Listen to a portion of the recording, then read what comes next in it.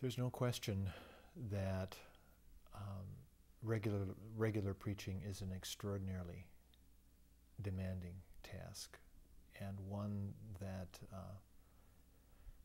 continues to summon, the creative side of a person, and the sheer demand of doing that on a regular basis is very taxing. One of the most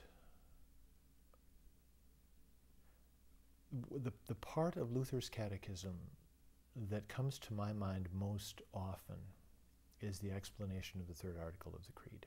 I believe that I cannot by my own understanding or effort believe in Jesus Christ my Lord or come to him. But the Holy Spirit has called me through the gospel. The first part of that is this profound recognition that I can't generate faith in myself, much less in anyone else. And that to do so, I'm kidding myself, I can't. And that can be enormously dispiriting, because I'd like to be more in control than that. And for those who preach week after week, to realize that you're doing something that ultimately you can't fully do. You can preach, but ultimately the result of that is beyond your control. It's there's a brutal realism that comes with that. And it raises the question, so why keep going? And that's where the second part of that catechetical statement comes in, which is that the Holy Spirit can and does call people through the gospel. That I can't awaken faith, but God can awaken faith through the words that I speak. That God has chosen to use human words to accomplish his purposes of awakening faith.